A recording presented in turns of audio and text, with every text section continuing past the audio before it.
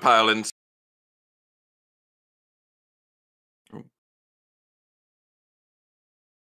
Good evening, everybody, and welcome to Backfire Simsport TV, the only broadcasting channel that doesn't bring you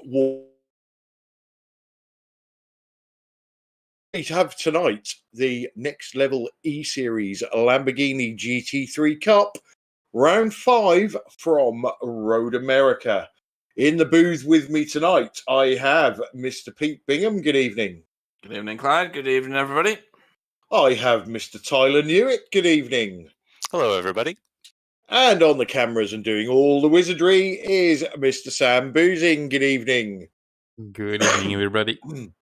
So, gentlemen, back in Lamborghini action. One of my favourite tracks, Pete. What do you think of Road America? Yeah, got no issues with Road America at all. One of my favourite tracks as well. It's a great endurance track. It's a track that everybody pretty much knows right from the very start. Most leagues go here. Most official leagues definitely go here. A very enjoyable track. It's got a real rhythm to it. You get into a groove here. You keep knocking off the laps. It's great for endurance racing. And we should be in for a great race because these Lamborghinis are going to be fantastic around here.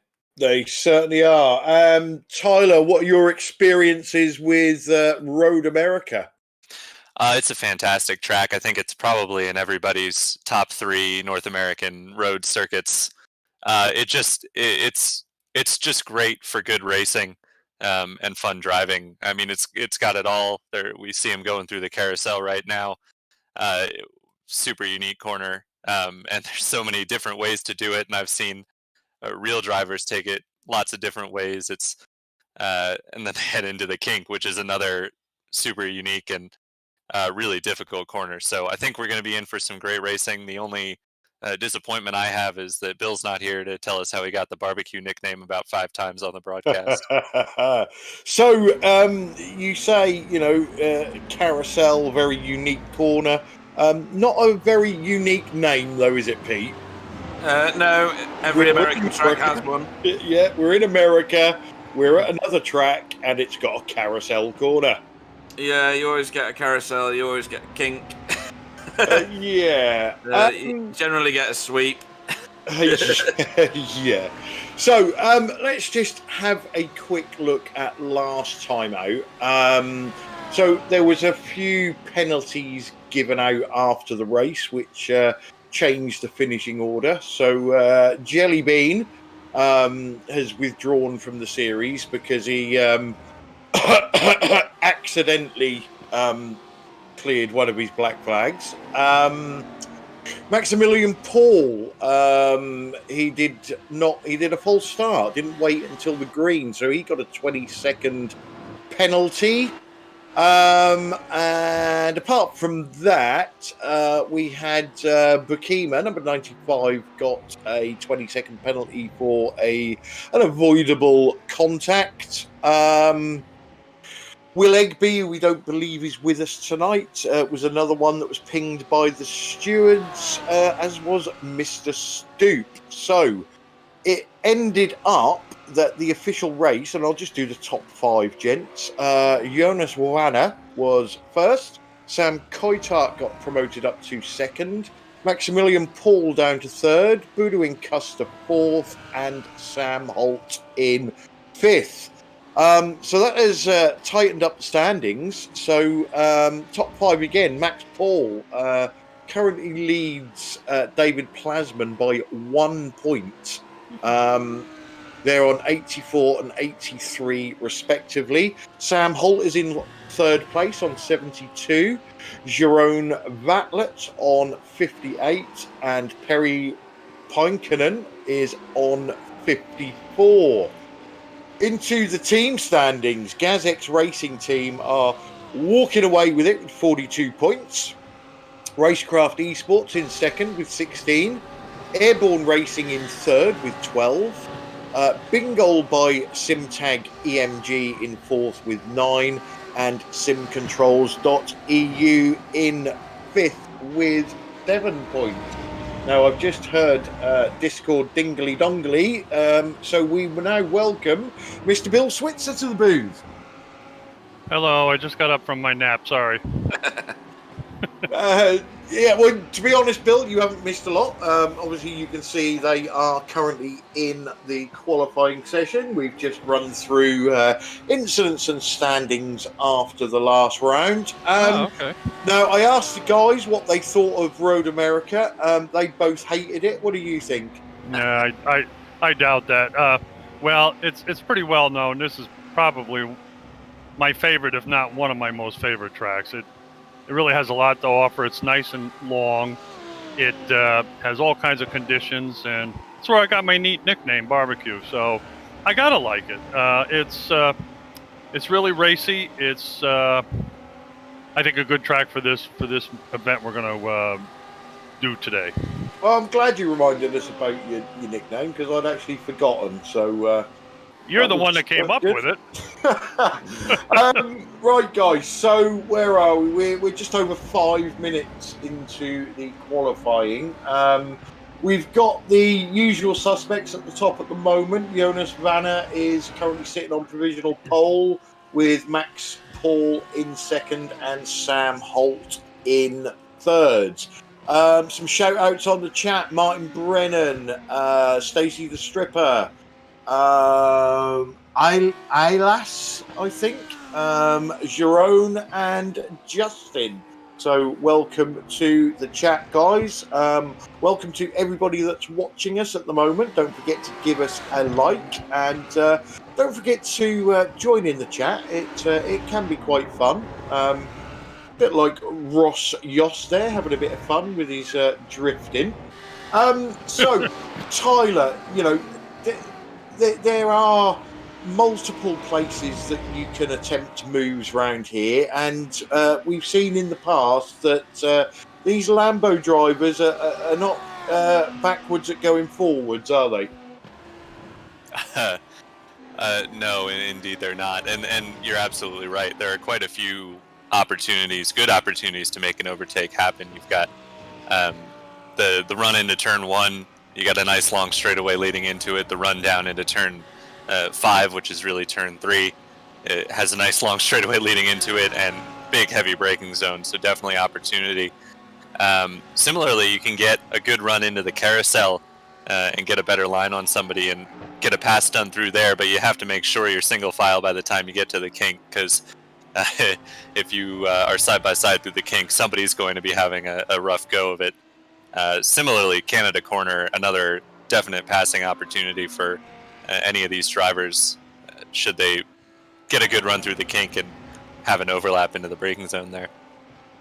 Yeah, so this is round 5 of 6. We have been told that we are going to go for a second season. I'm over the moon about that. This is one of my personal favourites. We have some real good fun with the drivers. We have some good banter on the chat usually. The organisers, when they're not pressing the wrong buttons, are a great bunch as well. So, I'm happy that we're going to go for a season 2. Pete, let's go back to Road America as a track. Have you had much success here? Or is it one of them tracks that, you love to drive, but for one reason or another, you never do very well? Whoa! There we go. That's how you get. Whoa! All right. Terry oversteer with a bit of oversteer there. That's how you get. That's how you get to be barbecue too. Yeah, totally. Road America is a track where you are at the mercy a lot of the time of those that you race with. So, as Tyler said, the end of Moraine Sweep, which is into turn 5/3. There's a lot of people take a lot of liberties at that corner. So you despite thinking that they can overtake around the outside, you really can't unless you're, I don't know, the reincarnation of Ayrton Senna or something like that. Or just plain mad. or just plain mad. But people do try it. There's a lot of runoff at that corner. I get that. But round the outside, round there, no, sorry. The way to go is to position your car on the inside. But even then, if you're on the racing line going through there, you've got the optimal speed. There's Davey Wrightsman going into the same wall as Mr. Oversteer, I think that was. The same is true at Canada Corner as well. There's a lot of people who think that dive bombing into that corner is a great idea. It really isn't. And into what they say is turn 3, which is actually turn 2 because turn 2 is a non-event. That's also a place where you can get absolutely done by the people on the track with you. I've had as much success here as I've had tears here, for those reasons, to be honest. I prefer it as an endurance track, so people calm down generally at the beginning of a race, an endurance race. Sprint races are a bit more frenetic. Yeah, Tyler and Bill, let's get you both getting a comment on this. My experience of this track, even though it's got some, really wide runoff areas, when I've had bad races here, and I've probably had more bad races than good races, it's always been because I've been involved in somebody else's accident. So, they've gone off on the grass, hit the wall, bounced across the track, taken me out. This track does lend itself to that, doesn't it? You can be, poodling around, minding your own business. Somebody crashes in front of you, and the next thing you're slammed off the track yourself. Go ahead, Tyler. You take that one. Yeah, I was going to say that I would say it's more of a 50-50. The rough races I've had around here, a good portion of them were probably caused by me. But no. Come on. You've never run into anybody. Much. There are a couple of places though where it can be quite like you're saying. One of them, as I was saying before, kind of the exit of the kink. It's really easy if a car runs wide there to come spearing back across the track. I would say the other one is the exit of turn 5 that we've mentioned a couple of times. You quickly run out of the kind of runoff area that everyone uses to open that corner up. And you'll sometimes get incidents where drivers are trying to cut back onto the racing surface and aren't given room, and you get a big pile up there. But I'd say most of the rest of the track is plenty wide enough that issues happen kind of singularly on their own or with just a couple of cars coming together. So I would say about a 50-50 split between, at least in my experience, my own incidents and getting caught up in somebody else's.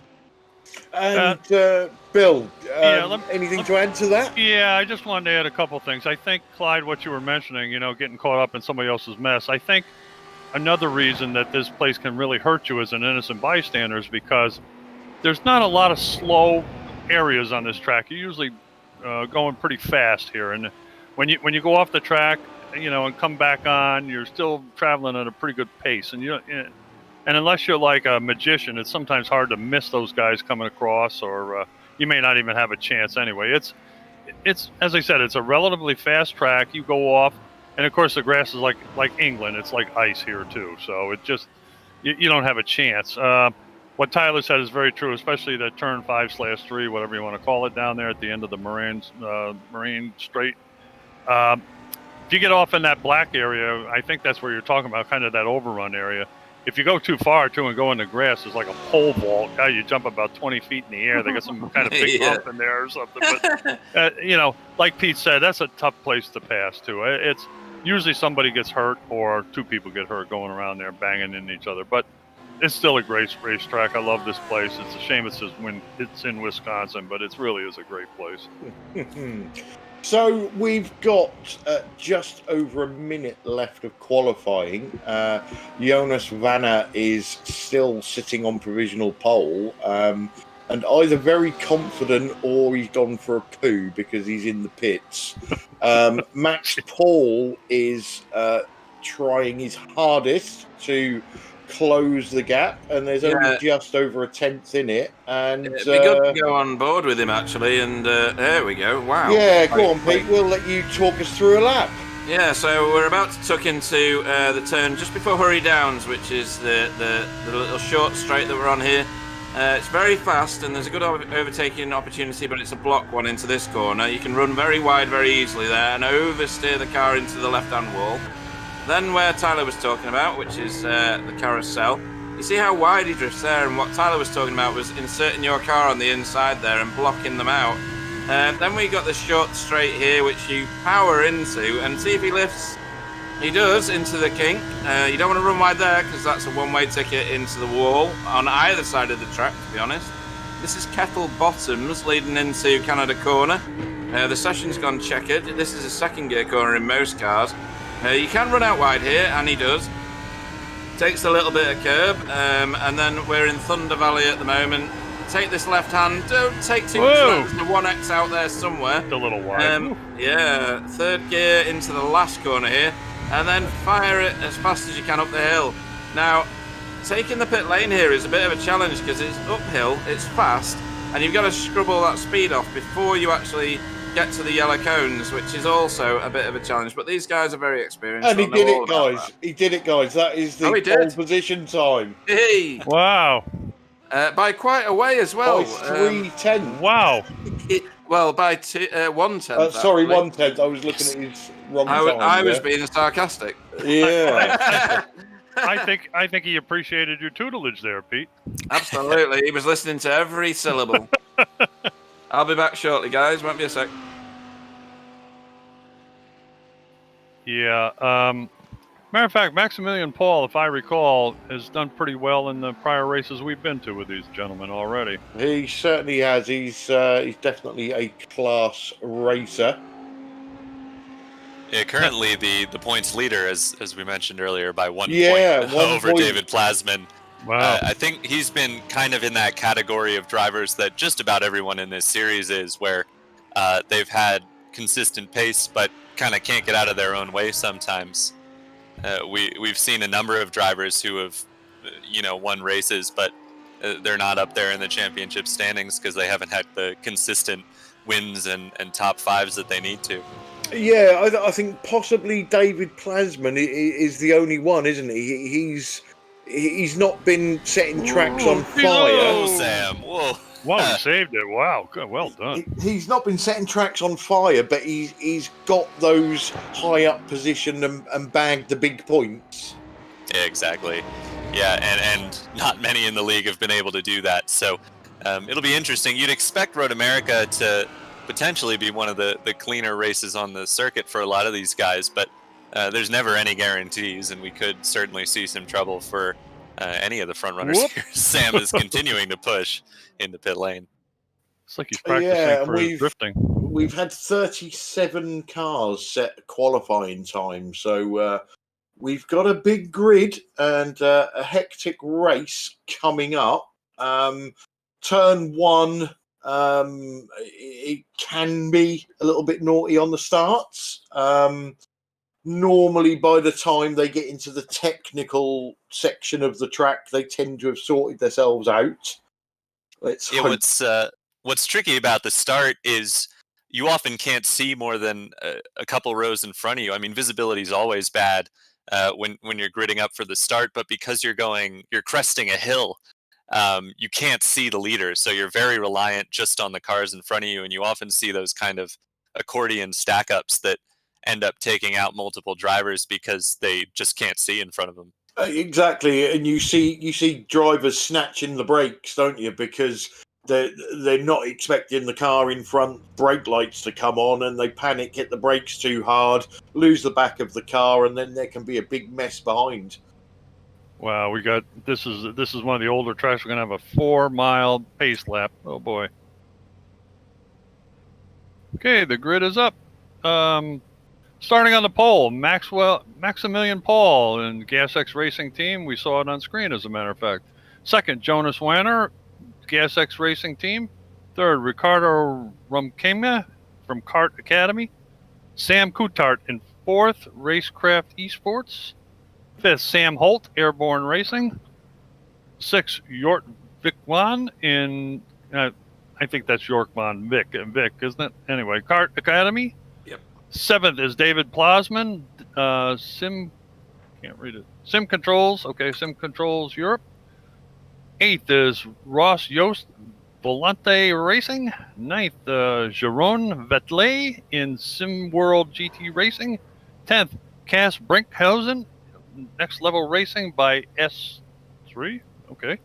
11th is Jeffrey Colmel from Brussels. No, from Belgium. 12th is Perry Penjinkin, Team DRC. Okay. Starting Are you 13th. going? Oh, I got it. Yeah, I got it. Yeah. Masaj Krolikowski will line up in 13th alongside Elvis Bonello. Tom Voss starts in 15th next to Niels Langeveld. Raymond Sheffers will line up 17th alongside Flo Dams. Nick Stoop in 19th next to Ferdinand Kuhl. Indy Dancha, Rolex 24 class winner in GT3, will start in 21st alongside Jensen Deleu. Niels Tester starts 23rd, and Peter DeHoos starts in 24th as the field starts rolling. Robin De Becker will go off 25th. Julian Rambeau will go off 26th, and Justin Nair 27th. Eric Verley will go off 28th, with Perry Oversteer in 29th. Richard Bekamer in 30th. Stefan van der Velde in 31st. David Amisi in 32nd. Second even, can't even speak. Marvin Amons in 33rd. Davy Reitzmer in 34th. Andrew Van Dalen in 35th. Kevin Van Dessel in 36th. Jelly Bean in 37th. Ben Elderman in 38th. And Simon Van Dijk in 39th. And that rounds out the field. Okay, so as the drivers get themselves sorted out, hopefully, we will wait and see what this race is going to bring us.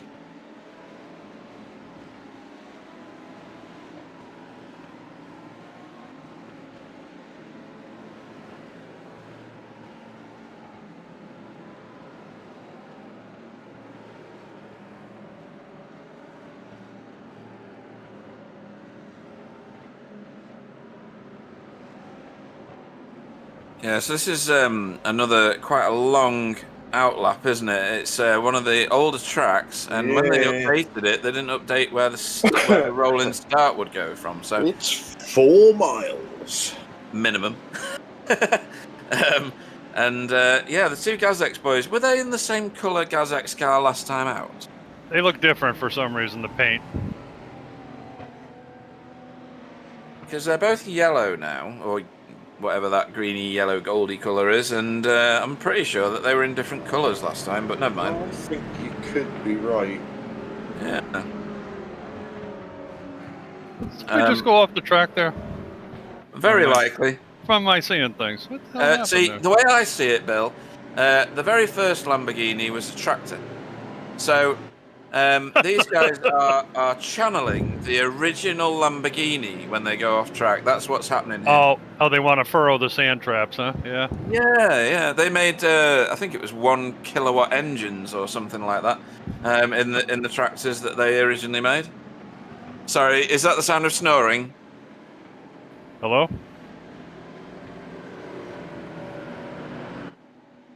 Sam is snoring? I didn't think so. No, Sam's just grunting. Yeah. You have your coffee, Sam? All of it. And your happy tablets. Coffee have been brewing already. Oh boy. I need more fuel. Aha. Okay, guys, we're nearly there. Yep, Canada corner. Only a few years later. Yep. 60-minute race, limited fuel. Gonna need a pit So there stop. will be a pit stop. The outlap is longer than the race, folks. So through Thunder Valley, and just 2 more corners to go, or probably 10 because it's an American track and every slight kink is accounted for. They will square up. Usually, because the pace car doesn't leave the track until well round this corner, really, they wait for a while and then they have to gun it on the up, which means that cars in the distance get a better launch than the cars that actually launch. So let's see what Absolutely. happens. Yeah, organisers are watching the start very carefully. Fantastic I'm pretty view, sure Max Wow, Paul's look at not that. going to make the same mistake. That's a nice camera right there. That last one. So That was a I nice think one. he'll go roundabout now. No. There we go. Oh, Sam got a good jump in third. did, He's didn't he? already Yeah. looking for second place, but I think the GazX guys are going to work together, hold him off. Oh, where's that one going? Wow. Oh, I hate it when people duck out like that. Frighten the life out of me. Wow, that was a heck of a pass on the inside by that kaleidoscope-looking car. I'm not sure whose car that He's was. still in there, Sam. He's done it now. That was That's a a hell nice of a go. clean start. Yeah, wow. I am massively impressed by how cleanly they got through there. Well, this next corner could be problems too. What is it? Turn 3/5, whatever it is. Yeah, Moraine And Fleet. Sam is in second all of a sudden as Whoa, Jonas that's wide. Waller goes wide. Uh-oh. That's very wide. Look out. Whoa. Whoa! There's that bump you were talking Little about, Bill. comfy feels good, yeah. That was, Yeah. Oh, there's some contact back in the pack. That was one of the Kart Academy cars getting turned.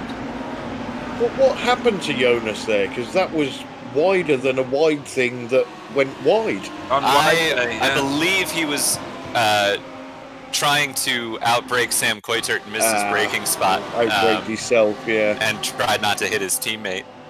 I'll tell you another thing too. You get on that rumble strip there and you can't stop either. Oh, Oh, baby.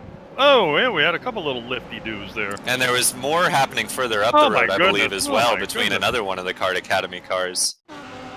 And I didn't see who exactly it was. It was Richard Almost- Bukema who got rear-ended here, but it was one of, I think, the blue Kart Academy cars that got there. Yeah, you can see him getting turned just up the hill. Didn't see who it was, though.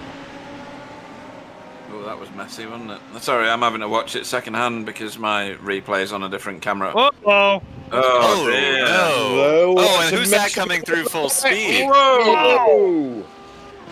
What on earth was that? That What might car be thinking? any Who kind was of that at the discipline. back? I hope that's not a car from the Airborne Racing team. It was Davey Wrightsma from the Roaring Chicken Nuggets, excuse me. Oh no, the car in No, front. he's not. Excuse me. Yeah. It was, Oh, this is messy. Just watch this one. On the left. yeah. Why are they going There. full speed? Oh, windy backing up too. Who is that? Number 30. Whoa. Oh, Wow. so it was Nick Stoop going wide at the kink that started it. Oh. Wow. That's like half the field, surely. Holy cow. So, where's the guy that comes through like... There, look, like here he a cannonball? comes. There he is. Oh, hey. So Wow. I see. About 10 cars coming in the pits now with damage. Yeah, I see 30th on back in the pits at the moment. Yeah. So this was that other incident I was talking about. Oh, nope. Sorry, Yeah, we're live. we are live. So that was Flo Doms getting wide in turn 5. Sam Coitert's putting pressure on Maximilian Paul for the lead, though. If I recall, Tyler, Sam Coitort was a goer in the last race too. He was up front most of the day. Yeah, and I think he was a race winner in the very first race we had, wasn't he? Or he was way up there. He was Yeah. at Long Beach. Yeah, and he, I think, was up towards the front before getting set back with some trouble and working his way back through in the last race. If I Jason Dillon. remember correctly. Jensen DeLue with a bit of a wobble on going through. Oh! Dear! Don't go Hello, side by whoa. side through the kink. That was one of the things we said at the start. Well, Jump he quickly. got a wobble on coming out of the carousel next to the other car. So there, look. Do you see that little wiggle? Yeah, he did, didn't he? Yeah, But and at that, some point, he should have just kind of ceded that yes. position. Why? Yeah, why is he diving it in there? What is he doing? But never mind. That was a little bit of honesty coming out in my tone there. But yeah, Some of these guys look like they went to the Bill Switzer driving school. Good lord. Well, Sam Coiter just at the fastest lap of the race, and he is all over Maximilian Paul for the He race. sure lead. is. yeah, this is fantastic at the front here. He's not waiting. No This way. is classic Road America too. I mean, when you're that car in second, you just feel unstoppable with the tow you get down these long straights. Even if you're, just about on the same pace through the corners. I hope we stay in this camera because he's going to be interested at the bottom of this hill. What do you think he's going to do down here? You think he's going to go for it? Let's see. Max Give him a defense taste. to the Very good inside. defense there. Sam doesn't outbrake himself, which is good. He's going to try and get the over-under here, but just spins up the tires a little bit. Yeah, it's good defense there from Max. Oh, that's Jonas Wanner getting pushed around back there. Again. He's all the way down to 8th. Yeah, he's going backwards, isn't he? Yep. That was exactly the same as his lap 1. He went wide and went over that nasty bump. Yeah, that time I think he had some help, though. It sure looked like there were a couple of cars trying to keep him out on that jump. Yeah, there's Perry oversteer with a third-hand Lamborghini. Looks more like a Fiat Uno now. What happened to Elvis here? That was him making a move on Stefan Vandervelde or Justin Nair, I think, through down into turn number 7. And there is Sam Coitert. Oh, no, he's not through. I thought I saw him ahead for a second there. Ooh, He's looking very close. Yeah, Where's he gone? we've got a replay of Elvis having just gotten that spot, I believe, going wide and giving it right back to... Oh, he got and Elvis hit the bridge there. quite a didn't bit he? of damage there on the bridge that leads into the carousel. Yeah. Keep that up. Elvis will have to leave the building. I'm having to watch this on a replay, so if I exclaim randomly, that's why. Defensive again into turn number 1 is Maximilian Paul. Sam's trying that outside line. He's going to try and stick it around the outside here. Take He's away the doing it. run off the corner He's from got a Max good Paul. run. That's Yeah, an that was- excellent overtake. Look at that. Fantastic from Sam. I mean, that was supreme confidence in the grip level of his tires right now, and he just knew what he had and stuck with it.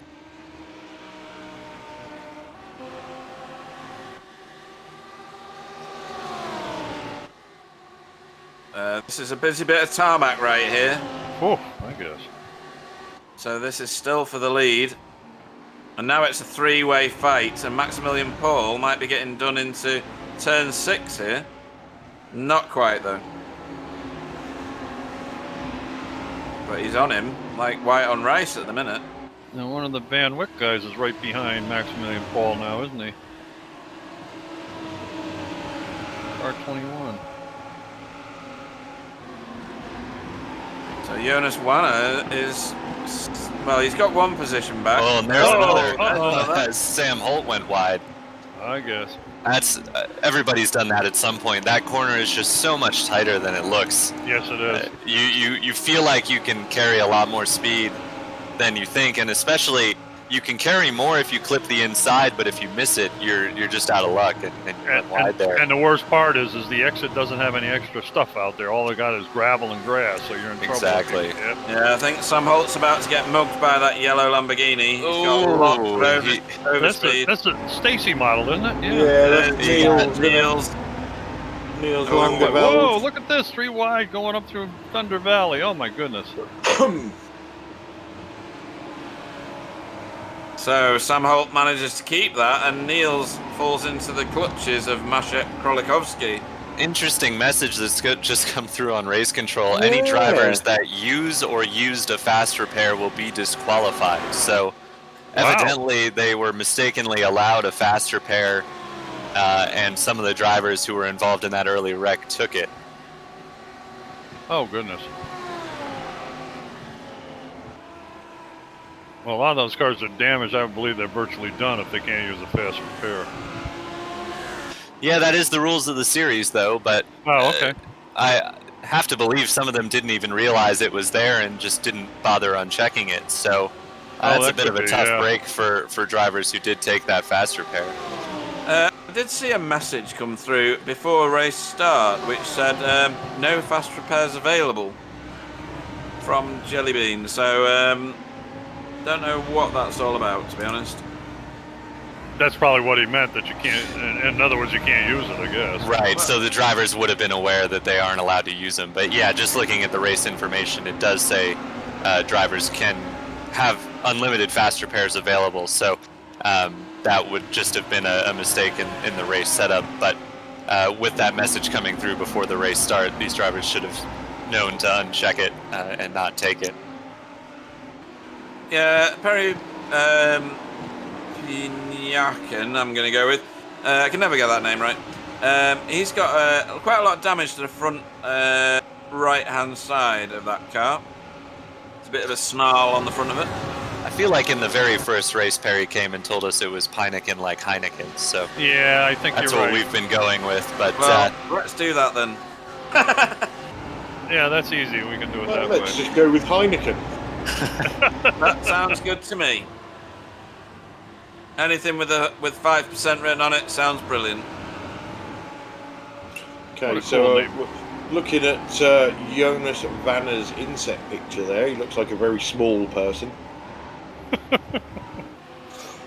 I wonder what track he's on. Is that Road America? No, it can't be. at Spa, I think. Is it? Yeah, you might be right. The yellow and red curving. Sam Coitert's got almost a second gap now on Maximilian Paul, who's still under pressure from Jort van Wijk. So that lead battle, it doesn't seem like Max has the pace to keep up with Sam as it stands at the moment. I'm glad No, you're but we paying have seen Max come good, haven't we, in the second half of races. Absolutely. And this battle is still as fierce as it has been at any point. That's a great Ricardo call. defending from Jonas on the inside, heading into turn number 5. It's going to be a tough go around the outside here, and they're going to be 3 Oh, wide. it is. Oh, baby. Plasman makes a... damn. Oh! Desperate dive.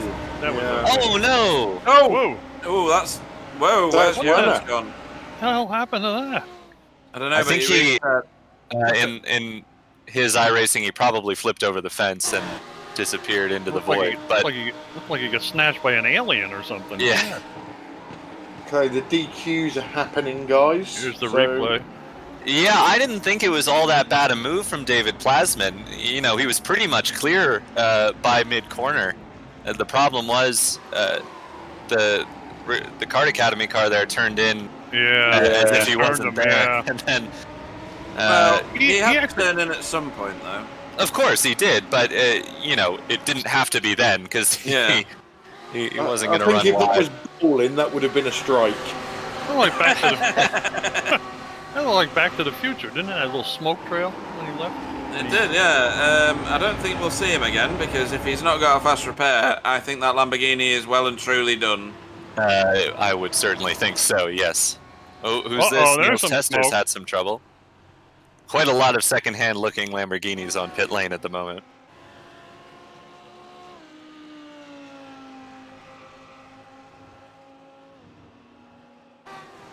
Wide at the kink. Yep. Yeah. Tail as old as time. Oh, we got Sam. some slow-mo. Hang on a Ooh. minute. Sam, I thought that was reserved just for me. I was trying to Right. be kind with you, Pete, and just showing you that it's not only for you, but hey, I will keep it for you then. Yeah. All right, It's- then. It's All just that you use it more than most, Pete. Yeah, so frequent gracefully, flyer too, miles Pete. and all that. Yeah, it's totally true. So, Ricardo getting Sam halted here, I think. I'm not sure. Is Yeah, he so gonna the pass- is he gonna pass beneficiaries, him? the beneficiaries from that kerfuffle the previous lap were Perry Peineken and Jeroen Vatlet, who have gone through into 4th and 5th, and now Sam Holt follows them up into 6th place. It certainly seems like Ricardo is perhaps a bit of a cork in a bottle here, as he is dropping spots quite quickly. Yeah.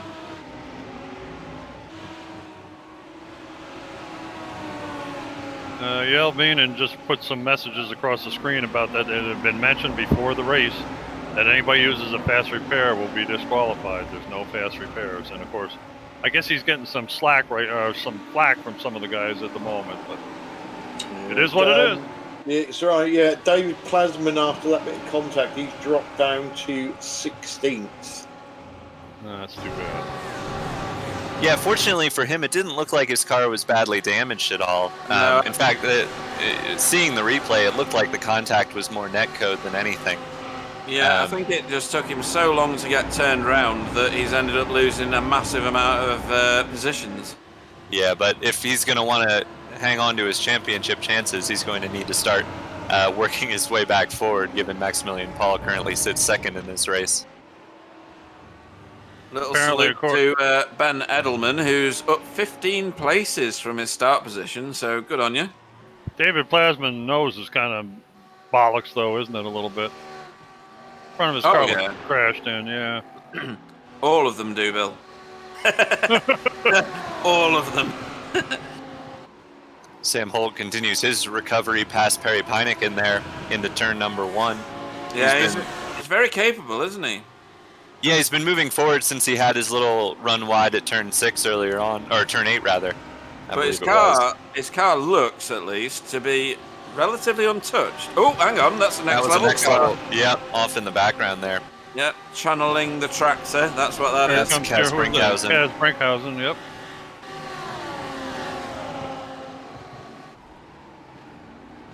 Uh-oh, who's in the fence right there? Who's that? Nels Langeveld? Yeah, who was that? That was Jort van Wyk from 3rd place. Yes, that's not good. He's having just to sit gone there. for a spin. He's not moving, though. I think he's waiting for traffic to clear a bit. He's got a break now after Robin de Becker. No, he's not moving. So this is hardware failure, maybe? Maybe. This is his incident. So he's going to over-rotate here. That's obvious. And then... Ow. That looked kind of weird. I think that is something technical. I don't think that's his driving. It was too abrupt. Does that make sense? It was. And he's reset back to the pit lane, and there definitely wasn't enough damage to justify that. No, I think that's a hardware failure, or maybe VR failure, or something. You'll know all about that, won't you, Tyler? Certainly can't happen. I'll tell you that much. Yeah. It was a lovely pirouette, though. It was stylish. Yes, it was. Would have got a 9 out of 10. Krolakowski and Voss going at it. Yeah, Tom Voss is putting some serious pressure on now.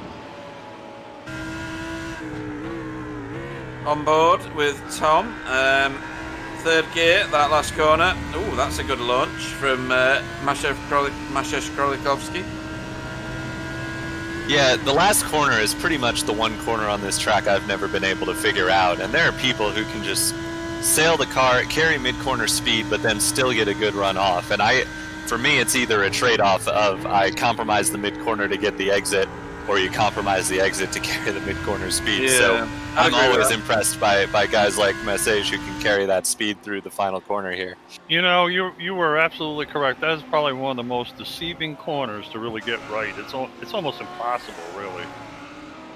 It is a massive challenge, that last corner. And yeah, it is. Getting it wrong, it robs you of so much speed going up that hill. It does, for sure. That's one of the best features of this track, in my opinion, is that one corner leading to... Ooh, hang on. Uh-oh. Raymond, where are you going? Didn't hit anything. Yay! Yeah, just carried too much speed in there. Yeah. Could have been a lot worse. Battle for first here. Yeah, Sam's not managed to gap him, has he? He's got past him and stayed... Well, he's about half a second ahead at the minute, but he's not actually managed to lose him. Maximilian Paul staying in his slipstream. Yeah, I think Sam was being helped when Yort was pressuring Max. Obviously now Yort has gone. Max has got no pressure from behind, so he can just concentrate on going forwards. Yeah, sounds. They've got nearly 6 seconds, haven't they, to Jerome Vatlet? Yeah.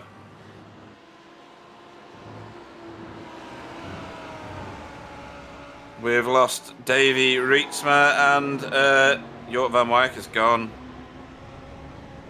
Yeah, so it must have been something technical for Jort there, because he just barely nudged the wall. It was definitely not enough to cause race-ending damage. Yeah.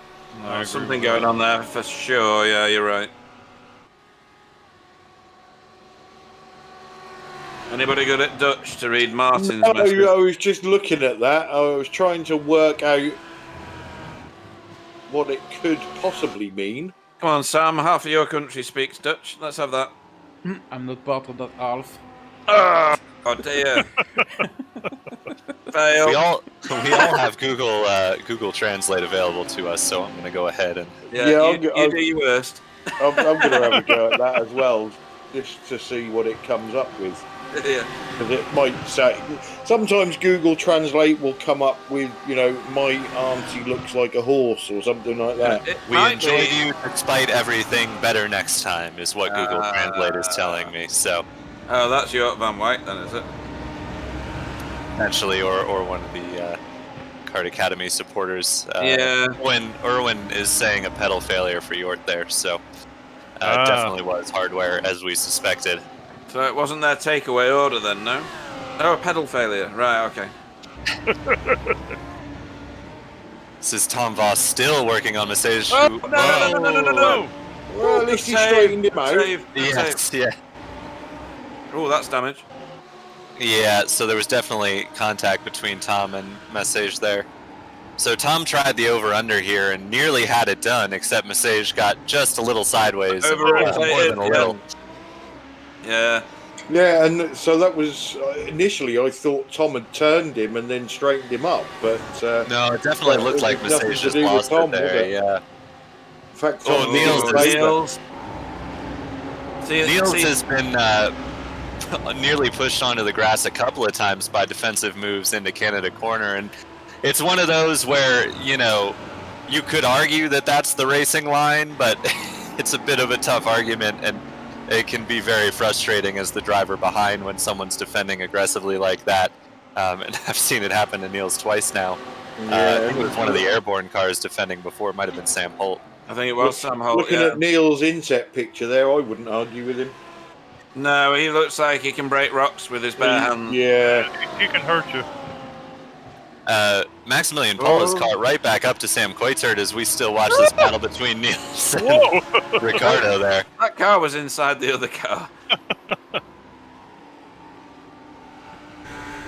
Sometimes the net code goes your way, doesn't it? Yeah, Niels needs to get his move done on the car in front because the car behind isn't waiting. Yeah, that's Ross Yost, isn't it? Yes.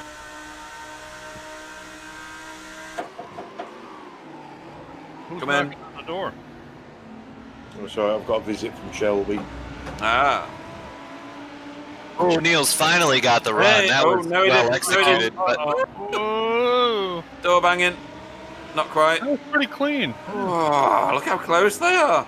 Wow. That's brilliant. That was very good. That was I very think good. Niels is putting on an excellent example of how to race hard but clean, because he very easily could have sent it there into turn 6 and potentially got the spot, but also potentially taken out himself and Ricardo. So he is pushing Ricardo as hard as he can, but he's not risking ending their race. No, he's dropped off the back of him now, and the Ross Yost lost his traction going through the carousel, so maybe that can give Niels Langeveld the time he needs to get back on terms with Ricardo. We got pit stops coming fairly soon, and also, we're a third of the way through the race, so he's not taking any chances at this point. Doesn't really need to. No, he doesn't, you're right. I'm also thinking that yellow Lamborghini would look rather nice with some BSTV logos on it, Niels. It really would, yeah. Look at this. Here's the move for the lead. Oh, that's Ricardo. We were just watching that. And this is for the lead. Yeah, you're right. And done and dusted. Yeah, Maximilian got bored, sat in second place. Got a nice draft coming off the last corner there as well. So here's what happened to Ricardo. On his own, over-rotating. Seems that way, yep. There we go. Yeah. Oh, boy. The Lamborghini does seem to suffer with a bit of over-rotation, doesn't it? But that's not the first car we've seen do that today. Yeah, definitely. Well, the track, I noticed that the track when we started was like 91 or 92 degrees Fahrenheit. It never gets that warm in Wisconsin, trust me, so something's going on. What's it say there? 30 degrees centigrade? Let me have a look. For you, it says 32 degrees. That's pretty warm. It is pretty warm. Like 90s, isn't it? Yeah, 94-ish. Yep, somewhere in that neighborhood. That's right. I remember Clyde setting up a session once at 52 degrees, which is roughly the same temperature as the Sahara. That was right on hell's doorstep, wasn't it? Yeah. Yes, it was. Yeah. Jeez.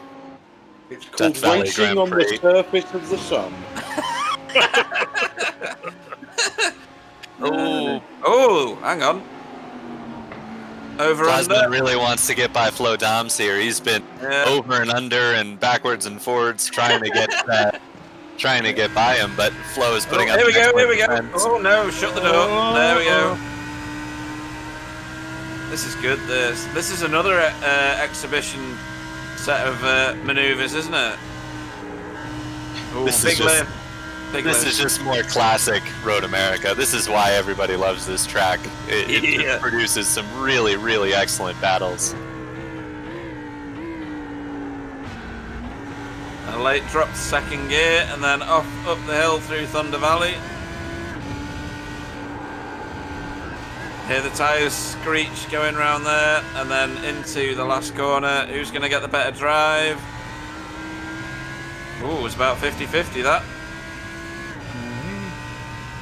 Yeah, so David tried to back that corner up and get the run off, but Flo carried basically as much speed as he possibly could because he was very nearly with his left tires on the grass. Yeah, he had very good mid-corner speed, didn't he? Raymond's going to over-rotate again on his own. No, over-directed. Whoa! Whoa, that hurt. Yeah, that's happened to me before. Ouch. You start to get a little rotation up through Thunder Valley, and you think you can catch it, but the track suddenly comes to greet you, and you realize that you shouldn't have tried to catch it. Yeah. And you realize those K-rails are really hard. Yes. So, two battles going on here.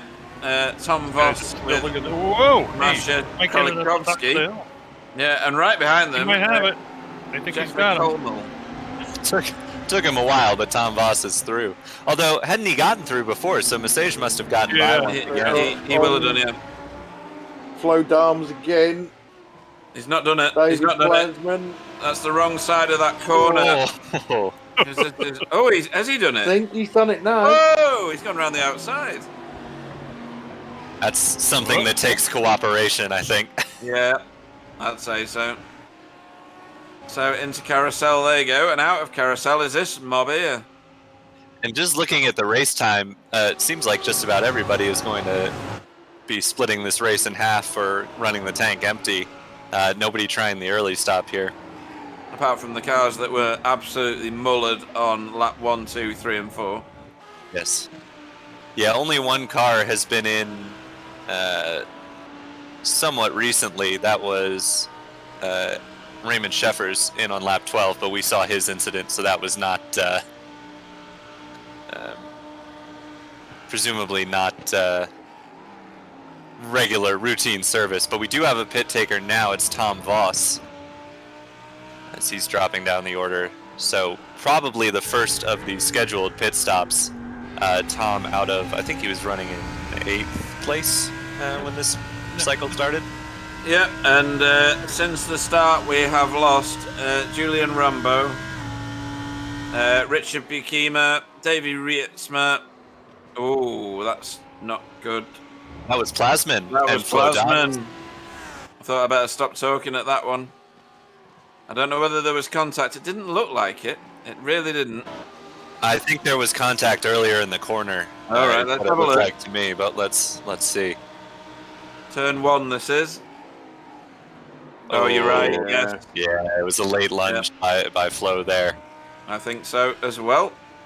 So just going back to what I was saying. So Davey Rietzma, Jort van Wijk, Jonas Wanner, Stefan van der Velde, and Raymond Sheffers have all now left, I'm afraid. It's on again for the race lead here. Sam Koiter right on the rear bumper of Maximilian Paul as they head into the kink. And this goes to what you were saying earlier, Tyler, that you if you've got two people of very similar capability, you can't get away around here. Absolutely. Yeah, it doesn't matter if you're a little bit quicker through some of the corners because they'll make any matter of tenths that you can pull in the corners back on the straightaways. And I don't think there's tenths between these two in the corners. I think there's hundreds or thousands. I mean, they're both super talented racers, and we're seeing it play out here where they're not going to be able to shake one another for pretty much the entirety of this race, I have to believe. Yeah, and Clyde, I do believe that if Marco Namela were racing at the minute, he'd be in one of these as well. Yeah, he would have pitted on lap 2 though, wouldn't he? If that, he'd probably have. To undercut. He probably would have tried the undercut on the pace lap. Sam is through. Sam was through for the lead there. Yeah. Made it happen in turn 1. Niels goes defensive over Ross Yost. Now that looks like Kaz Brinkhausen is actually in the pits. And I'm not making it up this time. Yeah, so that's the second of the scheduled pit stops. Yeah, Tom Voss being... Oh no, Tom Voss was the one that reversed it off the track, was he? No, that was Raymond Shepard. Sorry, yeah. So Tom was the first of the scheduled pit stops. Stopped for about 20 seconds and a minute total trip down pit lane. So it definitely takes a while to get down the pit lane here at Road America. It's a long stretch, but it's also a long track, so it's not like you're going to lose a lap. So this is Maciej Krolikovski. He was locking horns with Ross Yost not that long ago. He struck back a bit after... It was Plasman. Oh, no, it was Plasman that did that, wasn't it? So he's 5 places behind where he was now. Yeah, another couple of takers in the pits. Ben Edelman, Perry Oversteer, and David Amisi. I believe Ferdinand Kuhl was in as well. No. I'm mistaken. I did the same thing. His gang and he are not in the pits. He did drop down the order a little bit, so he might have had an off somewhere, but no, he has not made a pit stop yet. Don't forget, if you're watching the stream, even if you don't like it, give us a like, because we like likes. In fact, we are like whores. We are, yeah. We are bitches to the like button. Oh, hang on, that was Niels going in the pits. That was, yeah. Right. So he's the first of the top 10, isn't he? He is. That was Flo Darms taking the extra wide line there. And, oh no, a fake. A fake. I don't think people faked in the road races. He sold Robin to Becker, didn't he? Yeah. Perhaps Robin was coming in anyway, but it's a well-executed fake to pit lane by Flo Darms.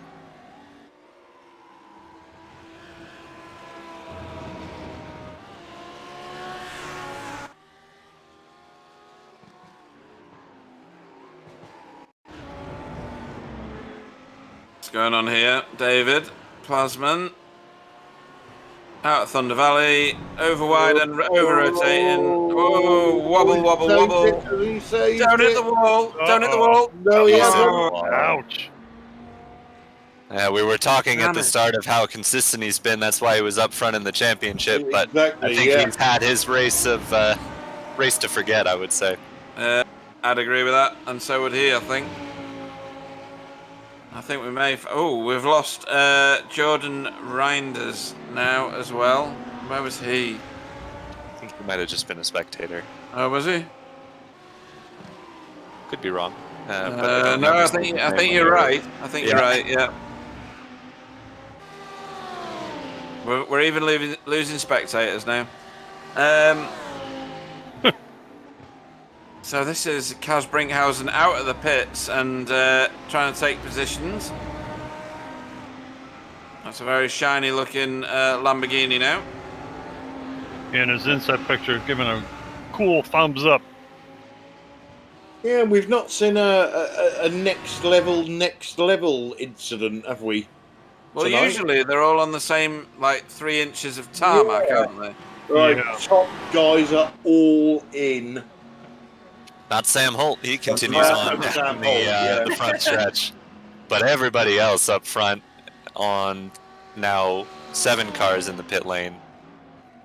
Don't know if Ricardo's been in yet. Well, he is in now, as is Flo Doms. The first of the cars who have pit at the moment is Niels Langeveld. There you see him in that yellow Lamborghini heading down through Hurry Downs.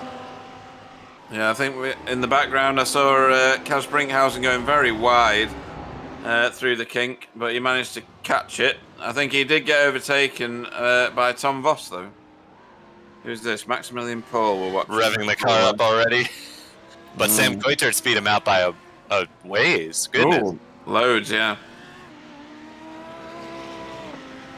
I'm showing almost 4 or 5 seconds the difference between the two. Yep. That's significant. It is, and it looks like it was all in pit time. Sam was stopped for 21.5 seconds.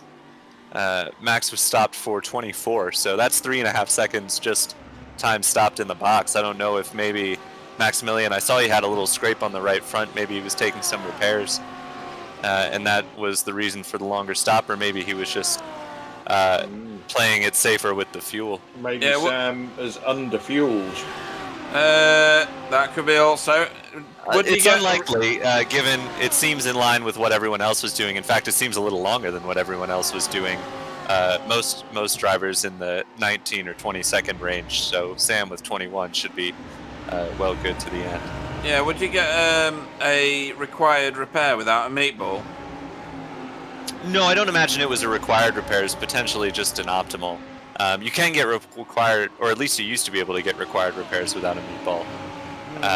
But it would have been significantly longer than that. Yeah. Okay, Sam Holt is in.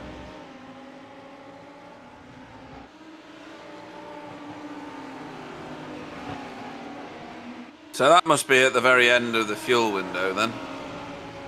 Yeah, because he's beyond halfway. He is. And he's gone one lap longer than virtually every. I think the only person I can see, or it's saying on my screen at least that hasn't, is Jensen De Leeuw. So I thought you'd have got more than half an hour's worth of fuel out of these cars.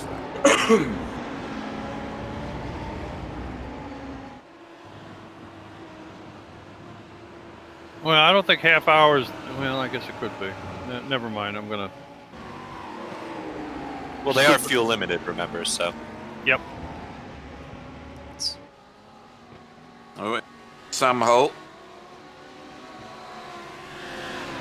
Come out behind Perry Peineken. It looks like he'll hang on ahead of Ross Yost, at least for the moment. And they're obviously not taking tires, so no worry about getting the tires up to temp for Sam Holt.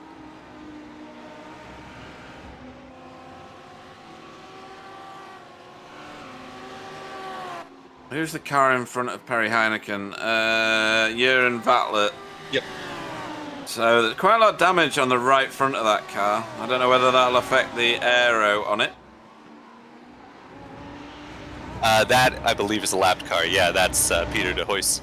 Oh, in 25th. Oh, it is. Yeah, Jeroen is the black and yellow Lamborghini up the road a bit. Where's he now? Oh, right, yeah. The one that I always think is in a Gas X car, and he's not.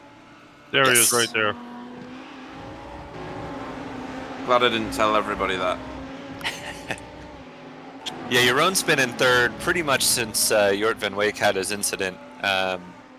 Hasn't really had much of a challenge behind, and hasn't really had a challenge for the drivers in front either. So, kind of in his own little race at the moment in third place. Yeah, no camera time for him then.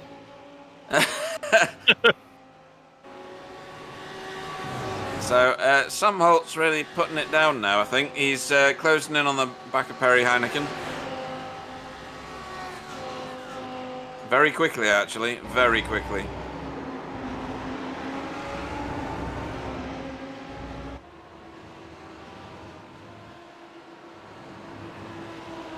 He appears to be picking up a little ground on Mr. Peineken there.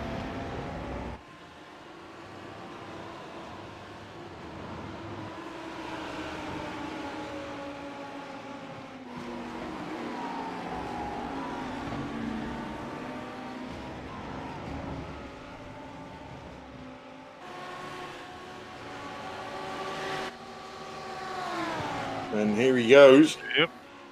Yep. It's a move done.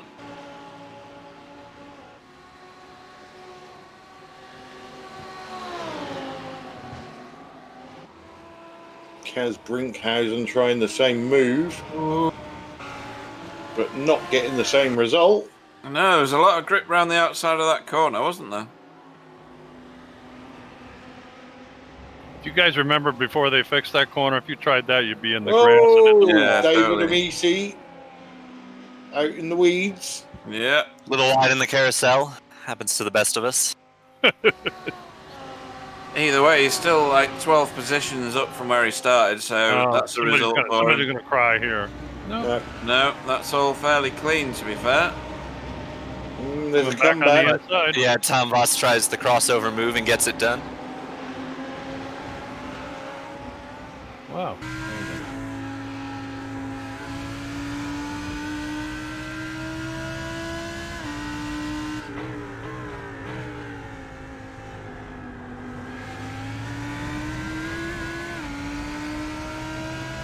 Coming up to the carousel, the forever corner where you think you can go faster than you really can.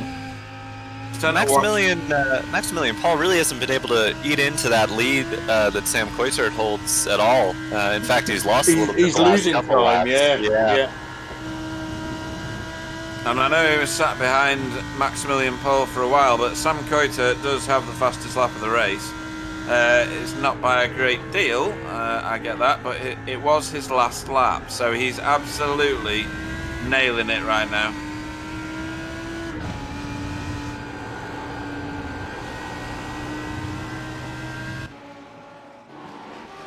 We've lost David Plasman with a connection issue, but he was quite a way down the order, wasn't he, after that crash? It was, yep.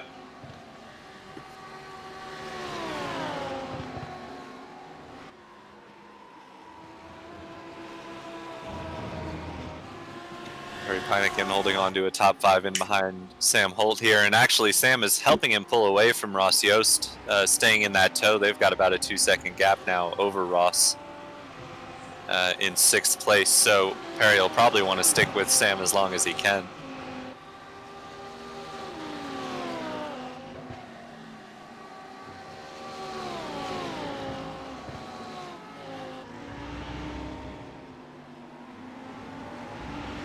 So yeah, that gap at the front now is stretched out to 5.5 seconds.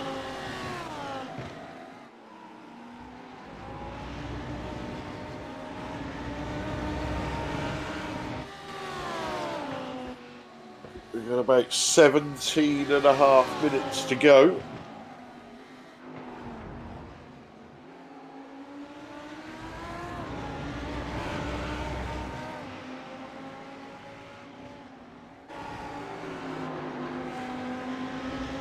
So I think Ricardo has caught Flowdarms. I don't think that's Flowdarms getting past him. This is on this particular little battle. Yeah, he was nearly half a second quicker on the previous lap, so... Oh, there's a That's chicken going run. Van Vestel around, yeah, at the exit of the kink, so you'd imagine he just ran wide and had a spin there. Don't see much in the way of damage, so it looks like he kept it out of the wall. I think the damage is on the left-hand side of the car, because I think he's hit the left-hand wall. No? Oh, he's hit the left-hand side of the car on the right-hand wall. Yeah. Yep. Okay. Oh, and that was right in front of the race leader. It That was was, Sam wasn't Koisert it? coming Yeah. through there.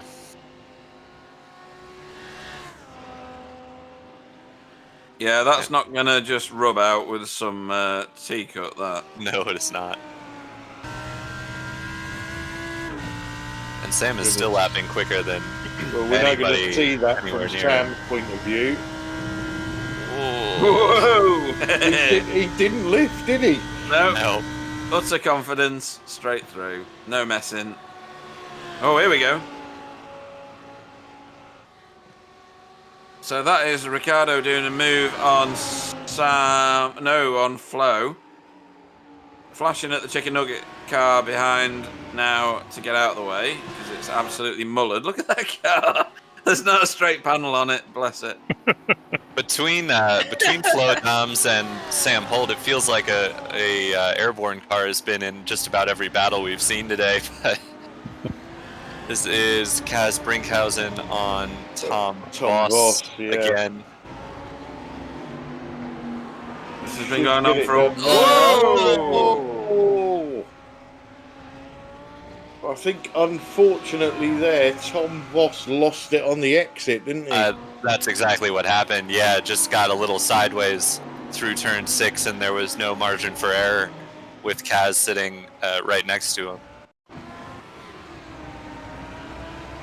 Let's have another look at this one. What do you think, Bill?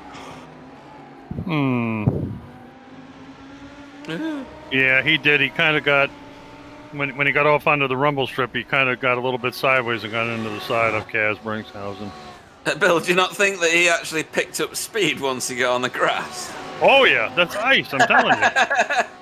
It looks green, but it's ice. Honestly, it looked like he was speeding up as soon as he hit the grass. It was I know, weird. no kidding. Shout out to Ben Edelman in 18th place. He's picked up 17 spots today.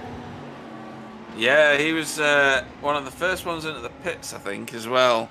And he was lucky that he obviously started near the back, having picked up 17th and being in 17th position, being in 18, maybe 14, I don't know, it's 14, might be 14. But anyway, he might have been near the back and missed all that chaos, so he's fairly lucky. But he's, hey, plugging along. Good for Ben.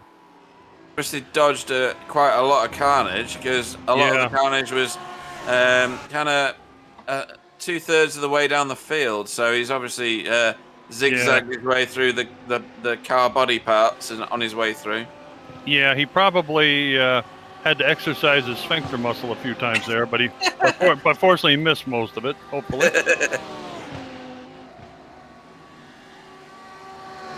Kaita is checking out at the moment. It's nearly 6.5 seconds now.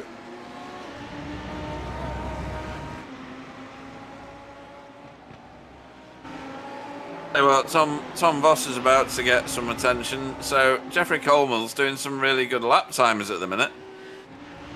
Over half a second faster than the guy in front of him. And Flo Darms is now tracking in Ricardo again. Yeah, don't forget Tom's last lap would also include that incident. Oh, that's so that true. Would have slowed him down a little bit. And Coleman and Voss are fighting for 8th position as well. Yeah, these aren't shabby positions. Oh, no. Whoa, what's that? Whoa. Looked like Ricardo lost it through turn 8 there, and Flo Doms had nowhere to go. Yeah, here we go again.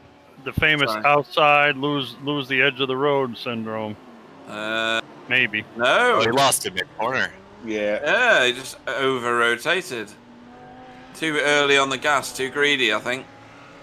I have to say, I did some testing with a number of cars for the Bathurst 12-hour, and there was a tendency with the Lamborghini to just, for the back end to step out with no warning through some high-speed, medium-speed corners. So obviously it's setup dependent and driver dependent, but it seems like some of the drivers out here are struggling with that today. That is a fully battered orange. I know they all started as Lamborghinis. I'm not sure what that is anymore. Now, it's more like a larder. I was going to say it's been bent up to almost revert back to its Audi state. Yeah. Now, Tyler, is that? Whoops. Who's that? So go on. That's Flo Darms in the pits. Oh, in the pits. Okay, we're looking at that's. And so is Ricardo. I'm wondering if that is over the instant limit for one of those guys. Don't look like they're stopping, no. And was it you, Tyler, that was saying you thought that the airborne cars had been in every incident going? I was saying they've been in every battle that I could think of, but they have had their share of incidents as well. Yeah. Now, Tyler, the stepping out on the Lamborghini, do you think that's a weight distribution problem or a brake balance problem or what? My guess, when I didn't spend a ton of time with it because we ended up going with a different car, but My hunch was it was a dynamic rake issue. Oh, okay.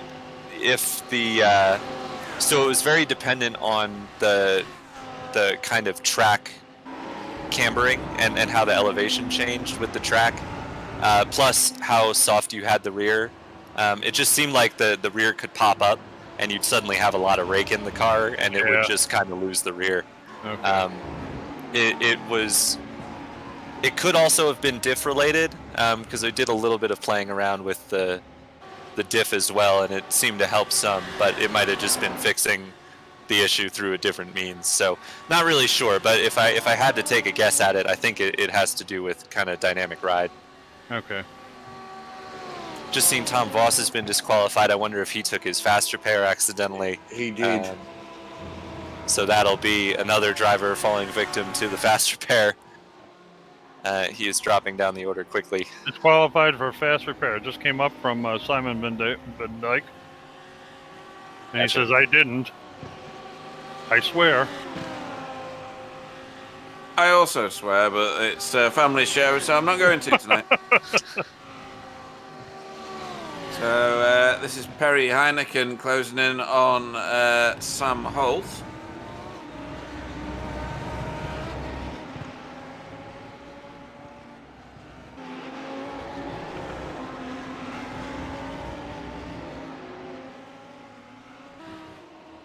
WTF man. That's what Tom Voss put on there. With thanks, friend. That's what that means. Yeah, there you go.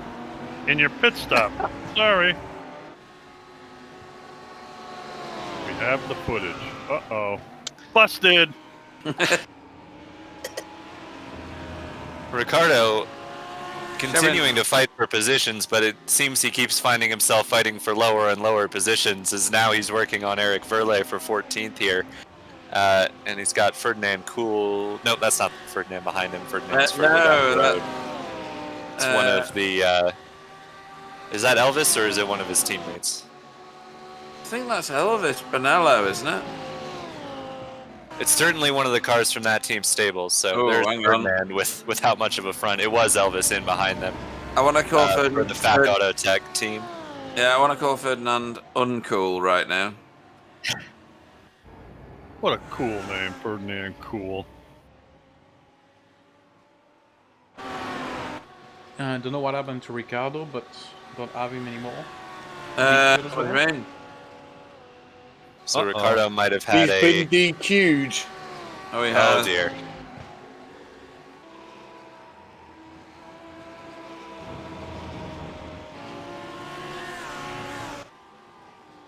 So, race control handing out some DQs to a number of different drivers.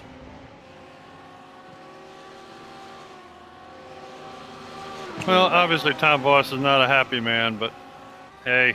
That gap at the front is now 7 seconds.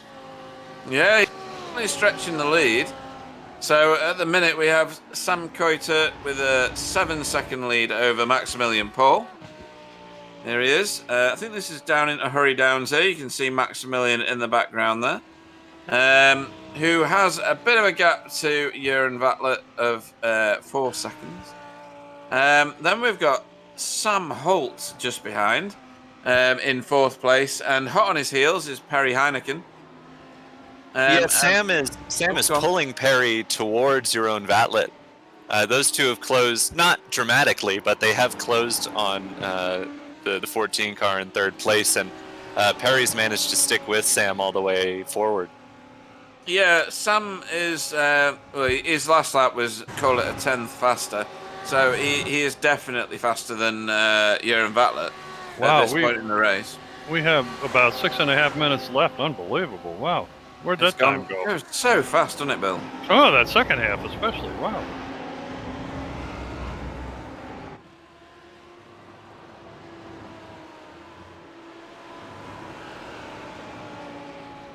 Seven-second gap for Sam Coulthard. That's pretty decent. Pretty decent lead right there.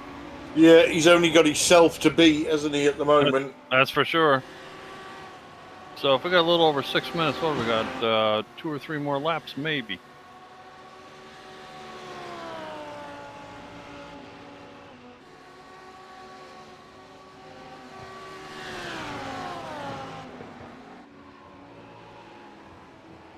Yeah, I think the organizers' Discord's going to be lit up about this fast repair business. But hey, you don't read the rule, you don't read the things. That's what happens, unfortunately. That's right, Bill. You know, I've been in a few of those fights myself in real life, so I remember. When they tell you read the damn rule book, then you got a problem. Then you got egg all over your face.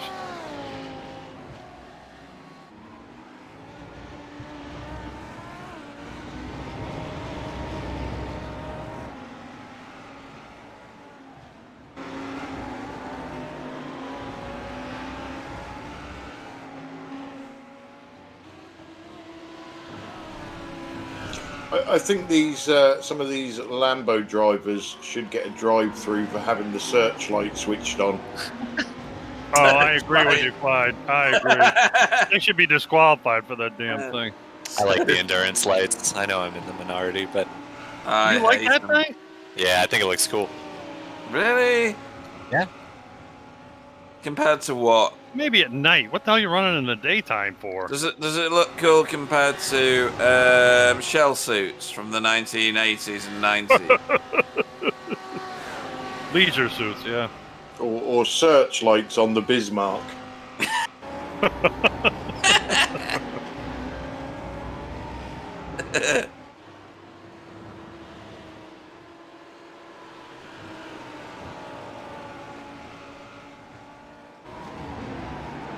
Or a Tucker, like the center headlight on a Tucker. Those centre headlight things were made illegal in the UK in about 1958. Yeah, it happened over here too. Oh, did it? Because people Yeah. thought they were motorbikes and there was loads of crashes.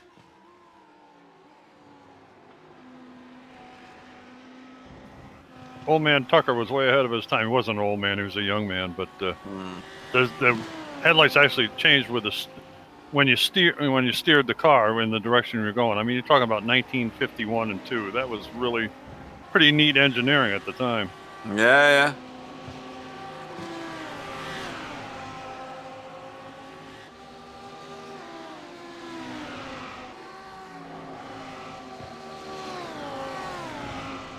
So, Paul has actually reduced the gap ever so slightly on that last lap, but I think it's all a bit in vain now. There's only about 5 minutes left of the race, if even that. Yeah, there's 3 minutes left. 3 on the minutes. timer. So, yeah, maybe I think he's settled for the position that he's got. Not sure. That is a very Who's slowing ailing down? car there. Who's Who is slowing that? down? Running out of gas, I maybe? don't think they're slowing down. I think that's the maximum speed of that car build. I think Well, that is okay. exceeding its top speed right now. Oh, I think boy. they were just letting these lead lap cars go through there, but Oh, okay. There we go. David Amisi. I mean, you got to take your hat off. He's still going. But his car looks very, very battered. Yeah, a little crunched in the front there, especially. Yeah. I can see a small scratch just on the right-hand side there. Small scratch, nothing serious. It's like the back end got a little lifted up a little bit, too.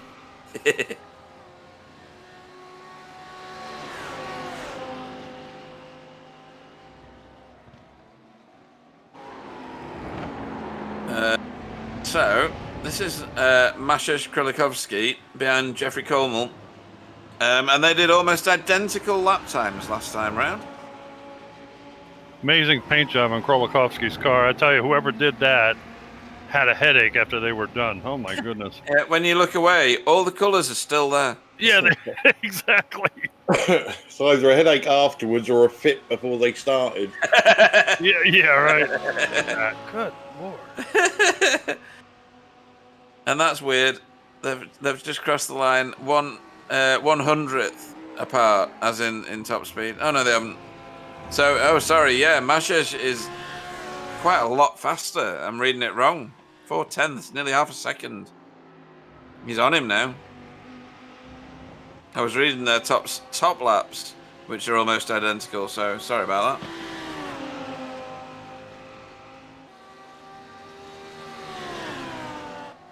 Match's picture there, his inset picture, looks like he's inside of a real race car and he's got his eyes closed like he's looking over imagining the lap or whatever, the track before he goes out.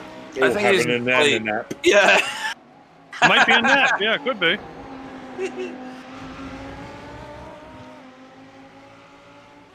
Hey, I'm just watching the time wind down here and wondering if the leader's going to get to the line.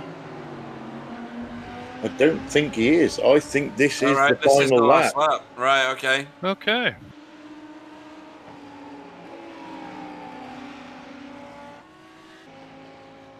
So here is our leader coming up to the last corner. If he keeps it on the road and doesn't crash it, he's home free. He's going up the hill. He certainly is. And this is a wiggling, flashy lighting race victory for Sam Coiter. So congratulations, Wow, Sam. well done. Really excellent job. Masterful work. Certainly was. About 6 seconds back will be Maximilian Paul.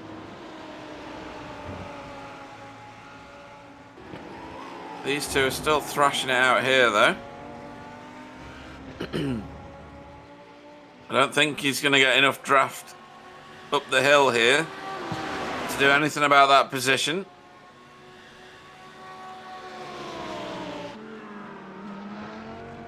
So Jeroen Vatlet finishes third.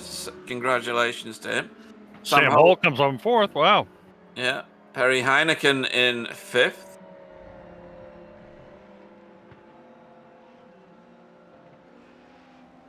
Jost finishes in sixth with Niels Langveld in seventh, and then almost together, Mr. Kolmel and Maciej Krolikowski in ninth.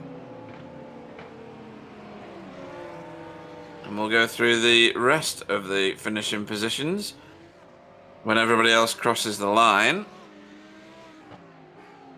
Everybody else is fairly spread out. Maximilian Paul coasting round his cool-down lap. We still got a few more to finish.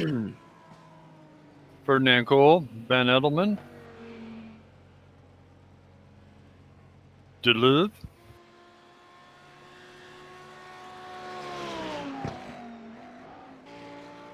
I think Cool and his gang need to sort out the bonnet on that car. Vin Diesel hasn't come home yet either. Oh, he's crossed the line. Okay. Ben Edelman looks very serious.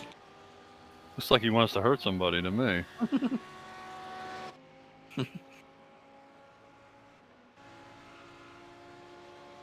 Oh, it's got a little customization on the front end of that vehicle, too. Yeah. And the back. Woo! Yeah, Ben looks very intense, doesn't he? Yes, he does. Okay, Wow. so let's start running through the race results. Sam Coiter takes home the win for Racecraft Esports. Max Paul in second for GazX Racing Team. Jeroen Vatlet in third for SimWorld GT Racing. Sam Holt comes home fourth for Airborne Racing. Perry Heineken in fifth for Team DRC. Ross Jost in sixth for Valentine Racing. Niels Langeveld in seventh for T3 Motorsport. Jeffrey Kolmel is a privateer in eighth. Maciej Krolikowski for Superpower Racing in ninth. Kaz Brinkhausen for Next Level Racing in 10th. Robin De Becker 11th. Justin Nyer in 12th. Flo Darms 13th. Eric Valet in 14th. Ferdinand Kuhl 15th. Ben Edelman 16th. Jensen Deleu in 17th. And David Amisi in 18th. 19th. Go on, Tyler. In 19th, Perry Oosterveer for Apex Racing Team. In 20th, Kevin Van Dessel for the Roaring Chicken Nuggets. Elvis Bonello comes home 21st ahead of Peter de Hoys, Nick Stoop, David Plasman, Raymond Sheffers, Jort Van Wyk, Stefan Vanderveld, Jonas Wanner. So these are all drivers who were quite a few laps down. as well as Niels Testers, Julian Rambeau, Marvin Armant, Andrew Van Dalen, Ricardo Romkime, Ricardo Romkime, wait a minute. Now, okay. Tom Voss, Indy Dunchi, Davey Rietzma, Richard Bakima, and I don't think Yale Beelan raced today. I don't think. No, neither no, Jelly nor Simon. that's right, Simon Van Dijk. So that's our finishing order. Okay, so let's kick the interviews off, guys. Pete, we will bring in our third place finisher, Jerome Vatlet. Hey, hello. Jerome, how do you say your first name? Actually, it's Jeroen. See, I had that right all the time. Yeah. So, you had... Right, I'm going to word this in a way that you might not agree with, but from a broadcaster's perspective, it is accurate. You had a relatively quiet race. I agree and I disagree. Right. I didn't overtake anybody because basically the guys in front of me, they crashed out. So that was the easy part. On the other hand, I had a guy behind, Sam Holt, I think, who was consistently 2 to 3 tenths a lap quicker than me. So I had to push to keep him behind. Fortunately, he made a mistake halfway the race, so I lost a couple of seconds. That's how I could keep third place. And you were consistently putting in very, very clean, very good laps, but not able to close down Maximilian Paul greatly. Is that fair to say? Yeah, indeed. I changed the setup 10 minutes before the race because I didn't have much time to practice during the week. And yeah, maybe changing the setup wasn't really great because during some parts of the race I didn't really feel comfortable with the car. The back end was stepping out, so I chose to drive. Well, we were slower. Yeah, we were talking about that as part of the commentary. There was a lot of people over-rotating the car, and usually that starts as the rear end kicking out a little bit, but you don't necessarily notice, and then you put your foot down and the back comes round on you. And it is a bit of a feature of the Lamborghini. So was your previous setup not doing that? It was also doing it. Basically, the other one, the one I previously used, was doing it as from the beginning, constantly, all the time. And the new one I made started doing it after 3 to 4 laps. So since I didn't have time to practice, I got a little bit surprised and I was sort of scared. So once the tyres got hot, it started to do a bit of nasty over-rotation then. But so 6 positions you've gained from the start of the race.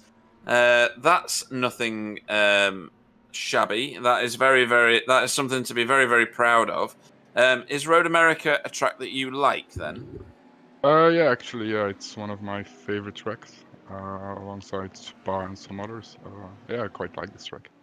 Yeah, so you're in friendly company and with that opinion then. Maybe good man. Maybe apart from Bill, who set fire to his car here once, which is how he got the name Barbecue. Yeah, really.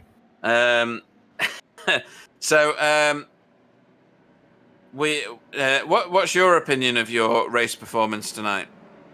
Well, I'm very happy with third place, but I'm not happy with my pace. Wasn't really consistent. Was a second lap difference from time to time. So happy with P3, but not really happy with how I drove during the race. No, fair. I'd like to say I'd have races like that, but I'd never finish in third, would I, Clyde? No. Okay. In that case, Jeroen, anybody you'd like to thank before we let you go and celebrate your third place podium finish? Yeah, actually the guys from the Roaring Chicken Nuggets who were also racing in this series, we trained together. We're sort of teammates, not full 100%, but like say 80%. So thanks to them for sharing setups and trying things out, making the car better. Okay, in that case, congratulations again, and we hope to see you next time out. Thank you very much and have a nice evening. Yep, you too. Okay, so that was, how did he say it? Yes. Jeroen. Oh, thanks for paying attention, everybody else. Yeah. So that was Jerry Owen Vatler, third place finisher. Tyler, let's bring in our race winner for you, Sam Coitert. Yeah, good evening, guys. Hi, Sam. Really phenomenal performance there. You had some excellent battling with Maximilian Paul leading up to the pit stop, and then you had your gap and you kind of ran with it. Did you think you'd be able to pull that gap if he had managed to stay in your draft, or was it just a matter of getting that clean air and getting him out of the tow that let you set the tone for the rest of the race?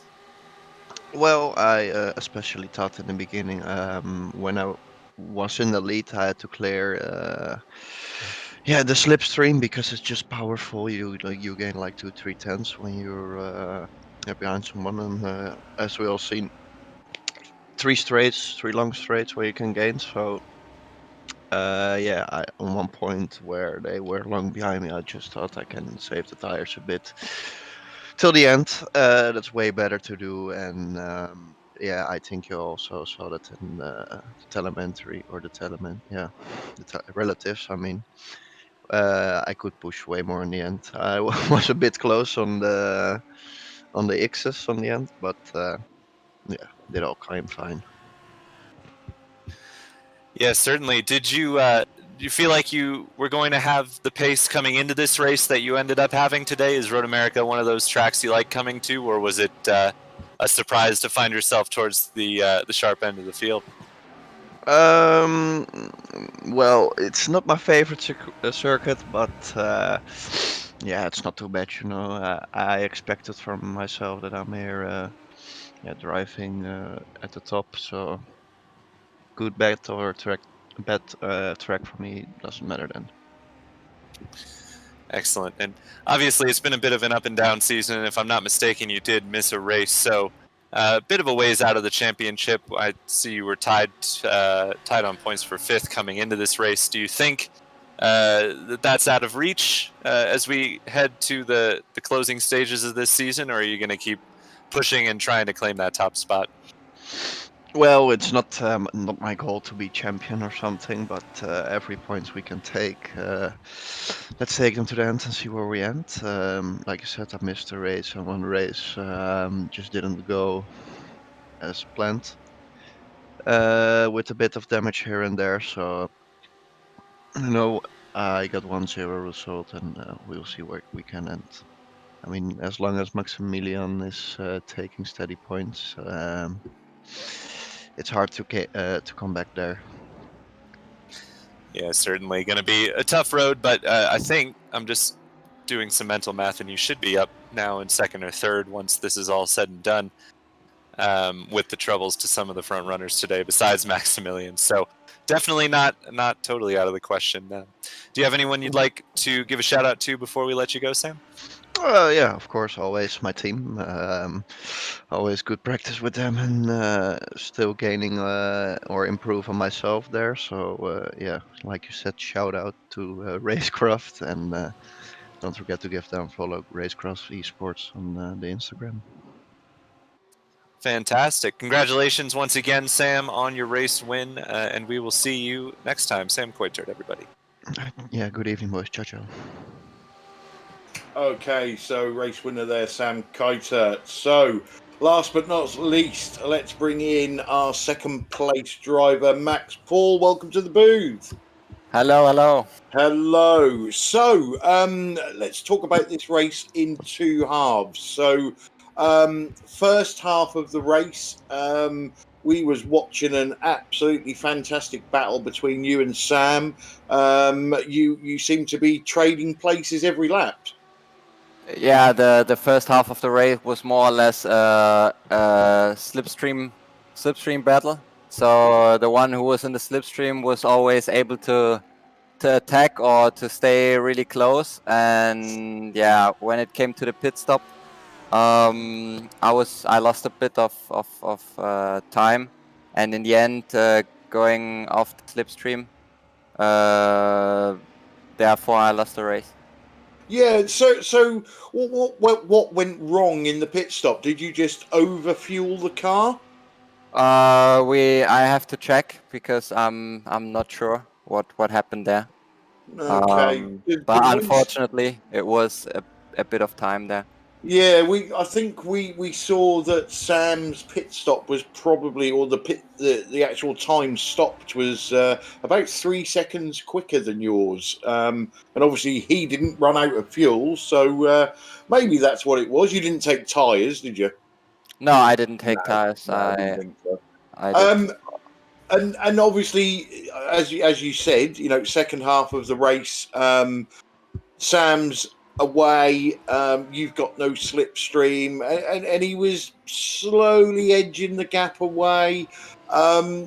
Did you think at any point in that second half you'd be able to do anything, or was you just praying for a mistake from Sam to get back into it? No, right after the pit stop, I saw Sam had a really good pace. I tried to catch up, but he just did a great job. And yeah, in the end, I was hoping that he's gonna make a mistake. Finally, in the last laps, I was a bit quicker than him, but the race was over. So still was hoping for anything to happen, but just try to get points in that race to get the championship lead or make a bigger gap for the last round to win the championship. Yeah, and that was going to be my last point. Obviously, you outscored your championship rivals by bagging that second place. So you must be happy. Even though you didn't win, you must be happy with the overall result and what that's meant for your championship chances. Yeah, exactly. The points are really important. So I'm happy with the second place though. But for sure, the last race will be really important. We need to score another amount of points to be safe and finally win the championship. Yeah, well, good luck with that. You certainly have been one of the most consistent drivers this season. Before we let you go, is there any shout outs you'd like to give? Yes, to Jonas. He did a great job again. My teammate unfortunately got a little crash, but next race we push again and try to make the best team result as possible. Excellent. Well, let's wish you some good luck on the final round, which is actually next week, not a fortnight's time. So we'll wait and see whether we get you in the interview booth again as the first ever next level Lamborghini GT3 Cup champion. Trying my best and pushing for a win. We will see. I'm sure you will. Thanks for joining us in the booth, Max. It's always a pleasure to talk to you, and we'll see you next week. Thank you very much. Thank you. So, Max Paul there, our second place finisher. Bill, give us a roundup of that race, please. The thing that sticks in my mind was how we were worried about the first lap having all these collisions and stuff. Well, they waited till the second or third lap. I'm not quite sure which lap it was, but boy, that was unbelievable.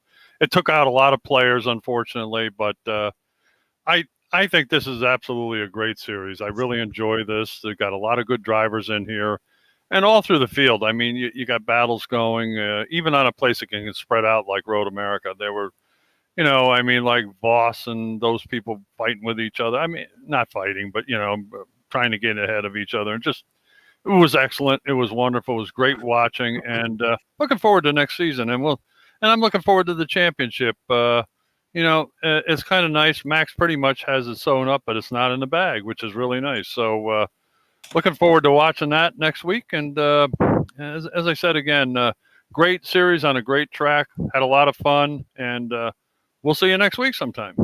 Most definitely. Pete, your race roundup. Similar, to be fair. The first lap was a bit of a shambles further back in the field, and there was some incidents knocking about throughout the field in the rest of the race. But ultimately, we saw some very good, very clean racing from individual pairs. We mentioned it as we went through. Some very professional racing, some very fair and reasonable room given. but also very forceful and competitive racing. And that's what you want to see, really. Road America's lived up to its initial reputation that we delivered before the race started as being an exciting track for these cars to race around. The Lamborghini does well around here, even when bits of it are not attached to the car. It's hats off to Sam Coiter for managing to win the race. Maximilian Paul finishing second, Jeroen Vatlet in third, and anybody really that finished on the first on the lead lap, because there was quite a lot of incidents throughout the race. I always find this a great track. It's been very exciting tonight. I'm sure a lot of them could have done without the incident on turn one, and hopefully that won't happen in the next race. And Tyler, your race recap, please. Yeah, it was really kind of a race of two halves, wasn't it? I mean, we saw some really excellent battling for the lead in the first half, along with the kind of chaos in the back of the field. And then the second half, the lead had sorted, and it was mostly just battling for positions 3 on back or 4 on back, really, because Jeroen was kind of in his own little world there. But really some excellent battles between quite a few of the cars, drivers trying to make ground up that they had lost earlier on in the race. Certainly drivers having their fair share of troubles with this Lamborghini, just losing it on their own or making contact with somebody else. It was one of those races that kind of had everything except a photo finish, I guess. So I was thoroughly entertained, and I hope everybody watching was as well. Yeah, I'm sure they were. It is one of those leagues where the amount of cars on the track and some of the tracks that have been picked by the organisers. There's racing going on up and down the field, and I'm sure that will be exactly the same next week at the Daytona Road Course. So yes, that was round 5. We've got the final round coming up next week. Big thanks to the organisers, also to the drivers for making it such an entertaining session, and also to everybody that watched the stream and to everybody that's going to watch the stream. That's a Back to the Future moment for you. Make sure you drop us a like on this video. Make sure you sign up to our YouTube channel. And also make sure you follow us on Facebook, and that way you'll never miss one of our broadcasts again.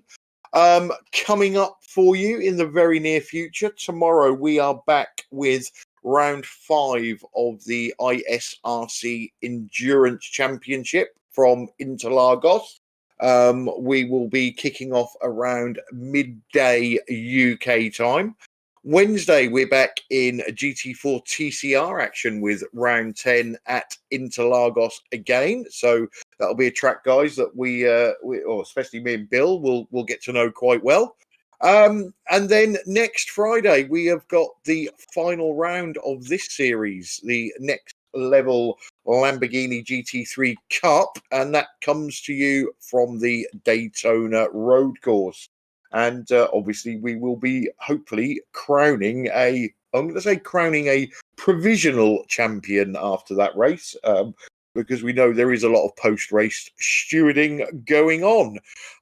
So that's about it from us. Again, thank you to everybody involved. Thanks to Sam, Pete, Bill and Tyler for joining me in the booth. I shall say goodnight to everybody. Let the guys say goodnight, and then we'll close until tomorrow. So, good night, everybody. Hope you enjoyed it. Yeah, good night. Rob. Sorry, Pete, go ahead. No, just saying good night. Cheers. Yeah, good night, everybody. Thanks for coming by and paying us a visit. Good night, everybody. See you next time.